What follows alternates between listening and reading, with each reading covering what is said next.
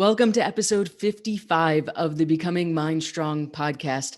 And I don't know what's going on lately, but this question has been coming up so much that I decided to dedicate an entire podcast episode to it. And that is talking about all things fiber, what it does, and how much we actually need.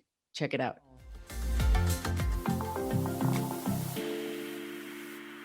So I want to start this conversation a little bit bigger picture, and then we'll get more into the nitty gritty of logistics of what fiber does, of how much we need, of what are good sources, all those things. If you've hung out with me before, you know that I am not a fan of any kind of restrictive dieting, especially any diet that tells you not to eat carbs. To me, that is just insane. I'm going to use the word insane because when you study the human body, our body is literally designed to go to carbs first for energy. So to me, if we're going to just common sense our way through it, in what world is the answer to weight loss to trick our bodies? Our bodies are powerhouses capable of things we don't even fully understand. We do not suffer from having trouble with weight loss as a society because we have not tricked our body enough, right? What we need to learn to do is to fuel it in the correct proportions, not to cut out entire food groups. And part of that is just the common sense behind it. Part of it is about how our body is designed. And a huge part of it is what we're going to talk about today. Part of this human body design is that we have a very clear system of food in and food out, right? If we're going to put that in nice terms.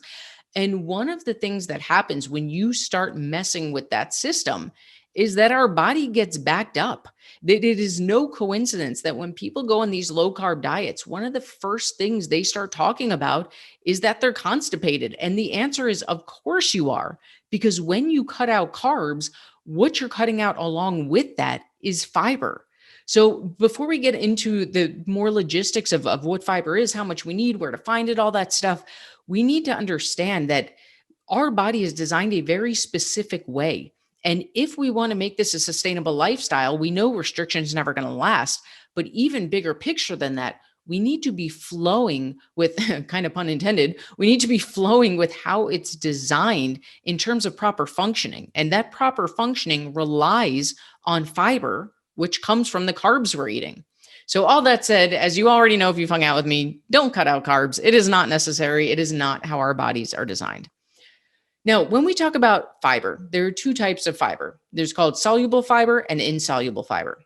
Soluble fiber simply means that it can be dissolved in water. So if you've ever used a fiber supplement, right, that's like this little powdered, sometimes they're flavored, sometimes they're unflavored. You put a scoop of it in your shake or in a glass of water, whatever, and you can drink it. And it's just like any other supplement. It is there to add to, right? Supplement means add to our diet. Now, when the question arises, should I take a fiber supplement? If you haven't listened to the podcast episode about supplements, go back and listen to it. But the short version is this. As I just said, the word supplement means add to. So my favorite analogy, if you come to me and say, hey, Rachel, I want to buy this house. Do I need a second job? Well, I have like 10 questions before I can answer that, right? How much is the house? How much do you make? How much debt are you in? How much money do you spend?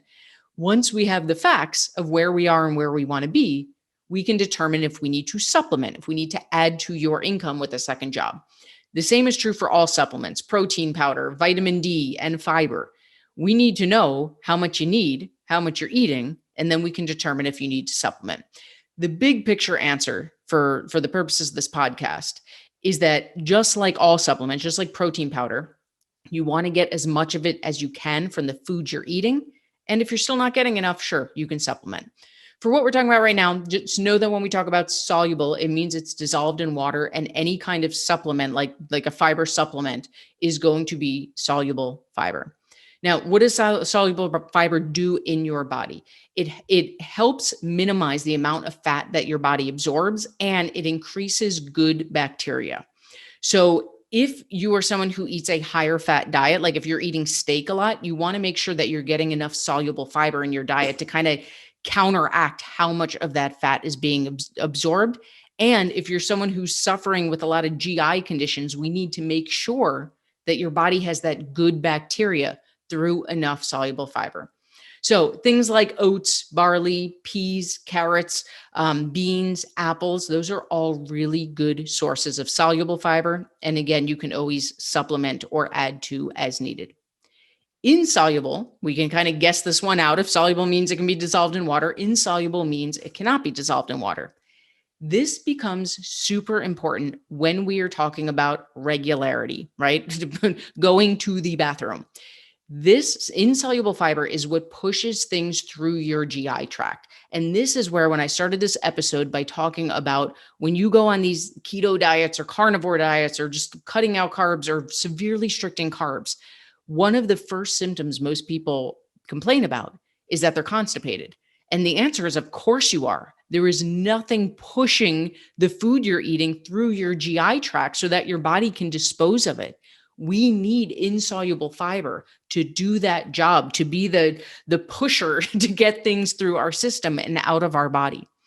Good sources of insoluble fiber, things like whole wheat, brown rice, quinoa, seeds. Again, apples. You'll notice apples came up on both lists, which we're going to talk about in a second. Now, understanding that, we can understand that one of the obvious effects of getting enough fiber, one of the obvious benefits, is that it prevents constipation. When you're preventing constipation, you're also helping your body maintain a healthy weight, right? This goes back to what we said in the beginning. There's a flow to this. There's processes in our body of food in and food out. And we need to avoid constipation to keep that flow, to keep that process going the way it's supposed to. The other thing fiber does is it helps regulate our blood sugar. And I find this super fascinating. You know, fruit gets a really bad reputation. We've all heard it, right? Where there's so many coaches, so many diets out there that say, don't eat fruit because of the sugar. Now, there's a couple things we need to understand, and I'm going to try not to go off on too big of a rant here. Does fruit contain sugar? Absolutely. Is it processed the same way as Lucky Charms? Absolutely not. It is not the same kind of sugar. And what fruit also contains, besides natural sugar, is a ton of fiber, right? I just gave you a small sampling of soluble and insoluble fiber, but you noticed that apples were on both of those, because most fruit not only contains natural sugar, but contains a ton of fiber. And what that fiber is doing is it's releasing the way that your body processes sugar. When you eat a bowl of Lucky Charms, we get a sugar high, right? There's a spike and then a crash. Have you ever had a spike and a crash from eating an apple?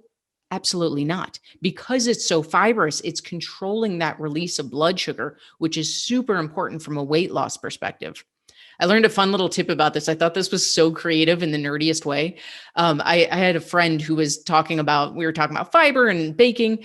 And she said when she bakes, like if she's making cookies for her kids and the recipe calls for, 2 cups of sugar, or whatever, like processed sugar, she puts it in as the recipe calls for, but then she adds a little bit of fiber to the recipe to slow down the release of sugar in her kids' blood. And I thought that was so sneaky. Like we're tricking them by nerdy science in the healthiest way possible. Yes, there's still sugar in the cookies. They're still not that nutritious.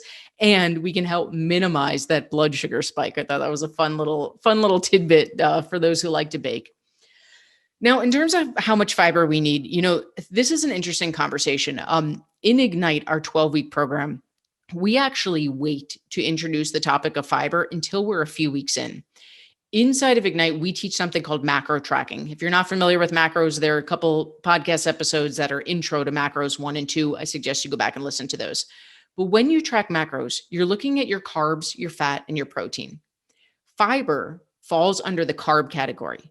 And in the beginning, when you first learn macro tracking, it's a skill and it takes time to learn that skill. So our job as coaches in the beginning is to make that skill as simple as possible. All we care about, just start getting within your macro goals. Don't worry about specifics. Don't worry about if you're making the most nutritious choices in the world yet. Let's get the skill locked in, and then we can start making tweaks and adjustments and leveling up. So in the beginning, we don't even talk about fiber in terms of how much we should be hitting. Once people are starting to lock in their macros more and they're ready for kind of macros 2.0, now we can start talking about healthier swaps, right? And that's not a hard and fast rule. Obviously, if someone is diabetic, if someone wants to start making healthier choices, we can have that conversation earlier.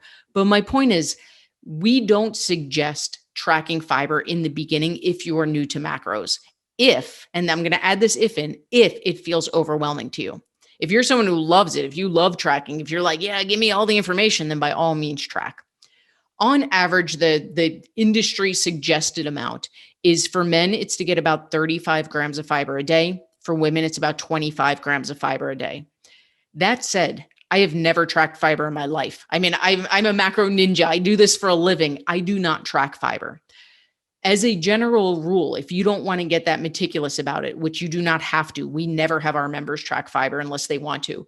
The goal is to aim for about 5 servings a day of those more fibrous foods. So, if you're going to have a steak, pair some peas and carrots with it. If you're going to have a snack, grab an apple as one of your servings. If you aim for about 5 servings of some of those more fibrous foods, you're going to be getting around that 25-ish grams for women. Again, none of this is ever about being exact. It's about making smarter choices and being more conscious of those choices we're making.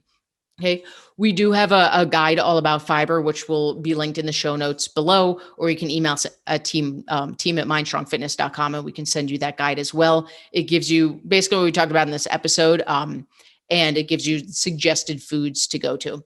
But big picture, what we need to understand is that our body is designed in a certain system, right? And when we start messing with that system, when we start cutting out carbs, in addition to the energy drop that you're going to feel, in addition to the fact that it's not necessary, that it's not going to last because of restriction, you're also cutting out one of the most important things when it comes to your body's digestion, and that's fiber.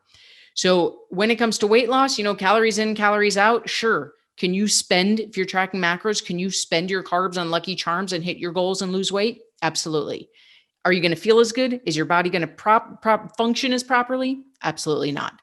It is never black and white. It is never all in, all out, right? The point of today is not to say spend all your carbs eating barley and oats and oatmeal and brown rice. I don't live that way. I don't suggest you live that way. That is a recipe, pun intended, for caving and binging.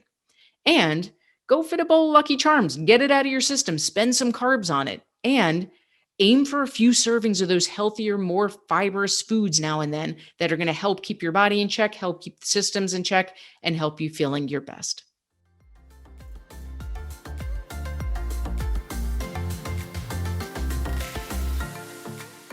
If you haven't yet checked out my best-selling book, Becoming MindStrong, The Truth About Health, Fitness, and the Bullshit That's Holding You Back, you can find it on Amazon, or if you prefer audiobooks, on audible.com.